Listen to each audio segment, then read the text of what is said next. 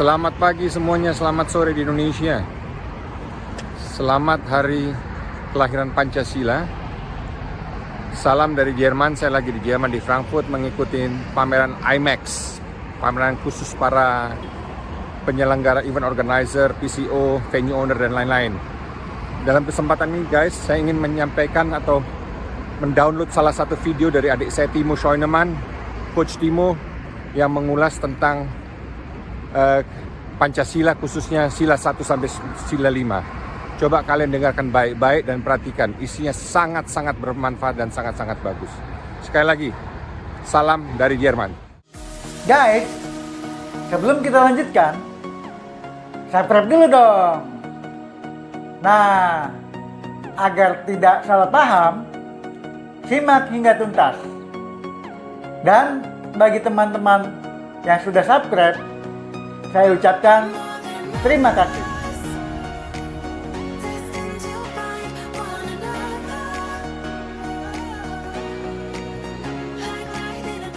Salam Pancasila. Luar biasa ya, hari ini hari Pancasila. Saya mau share sedikit tentang Pancasila, bagaimana Pancasila itu luar biasa. Dari sisi pemilihan kata, dari sisi nilainya tentu saja, tapi juga dari sisi penempatan sila-silanya. Ya, ini pandangan saya sendiri, interpretasi saya sendiri, karena dimulai dari dulu saya suka salah antara sila kedua sama sila keempat, suka tertukar gitu kan. Jadi saya kemudian mengingatkan diri sendiri dengan cara seperti ini. Ya, pertama, ketuhanan yang Maha Esa. Kenapa ini harus di awal? Karena memang Tuhan itu dasar dari segalanya, dasar dari moralitas, dasar juga dari tujuan hidup. Apa arti hidup ini kalau tidak ada Tuhan, seperti itu. Nah, kemudian yang saya suka juga adalah pemilihan kata Esa. Bisa diinterpretasikan oleh masing-masing kepercayaan dengan cara mereka sendiri-sendiri. Ya, jadi kalau dalam Islam, Esa betul-betul satu, jadi satu, ya, satu Tuhan. Kalau dalam Hindu dan Buddha, menyatu, Esa menyatu.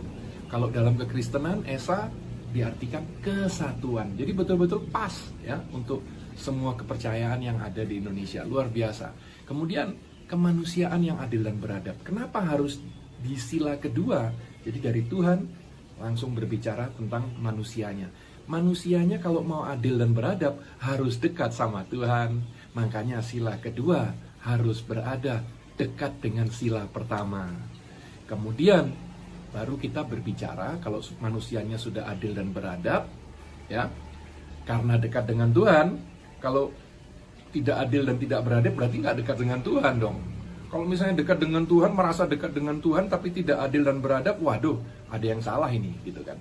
Nah, kalau sudah adil dan beradab, kita bisa berbicara tentang nomor 3, persatuan Indonesia. Karena kalau tidak adil, tidak beradab, waduh, sulit menyatukan, gitu kan, kepentingan masing-masing agama, masing-masing suku dan pulau-pulau yang begitu luar biasa banyak di Indonesia. Oke, kenapa persatuan Indonesia ada di tengah? Ya, betul-betul nomor 3 kan, 2 di kiri, 2 di kanan, gitu kan.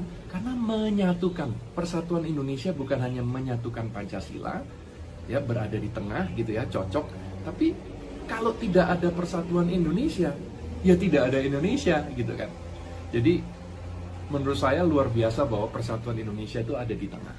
Dari situlah kita masuk ke sila keempat tentang demokrasi ala Indonesia.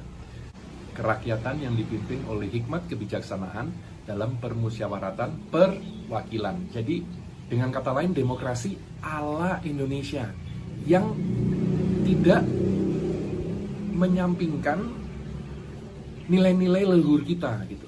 Karena kalau kita lihat leluhur Indonesia, mereka welcome pada semua bangsa. Silakan, monggo datang. Tapi jangan sampai mengganggu.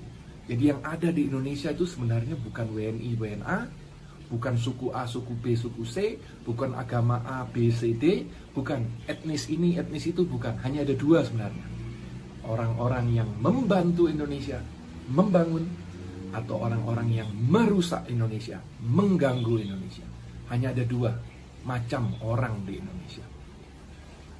Dari situ kita masuk ke sila kelima, keadilan sosial bagi seluruh rakyat Indonesia. Kenapa ditaruh di posisi kelima? Karena ini adalah tujuan dari berbangsa dan bertanah air, supaya kita semua merasakan keadilan sosial yang merata untuk kita semua. Itu adalah tujuan daripada adanya Indonesia.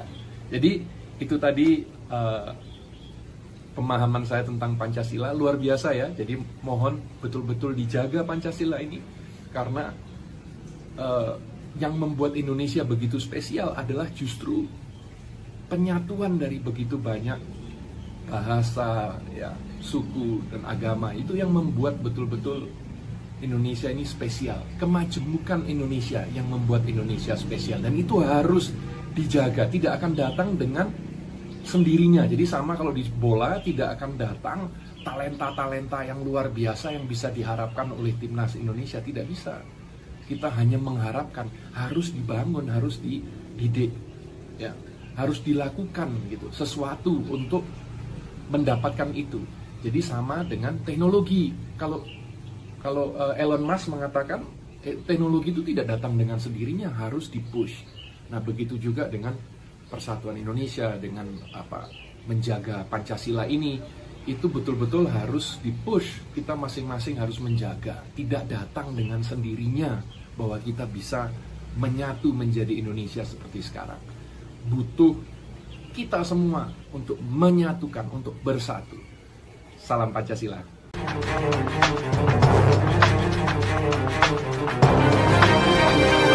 Thank you.